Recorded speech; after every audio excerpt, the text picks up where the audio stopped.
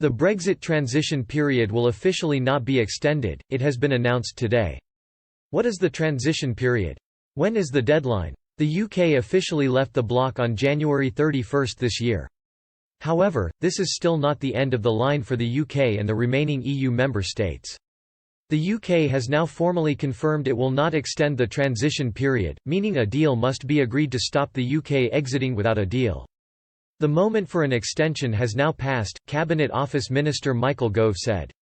The government has also confirmed that it has scrapped plans to immediately introduce full import controls on EU goods in the new year. Mr. Gove said Britain would now phase in changes so businesses hit by the coronavirus pandemic can have the time to adjust.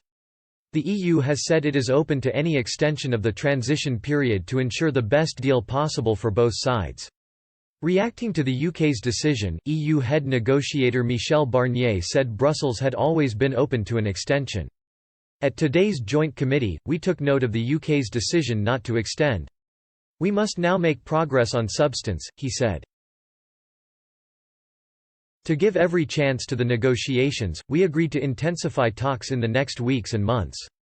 The developments come after the First Ministers of Scotland and Wales wrote to Boris Johnson demanding an extension to the transition period past the end of December.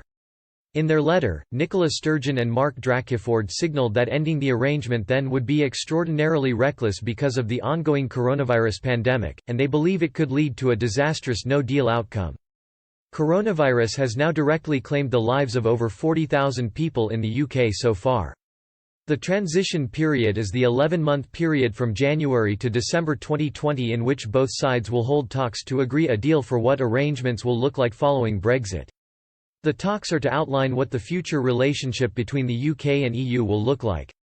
These talks include access to fishing waters, trade, security, aviation standards, freedom of movement, and licensing and regulation of medicines.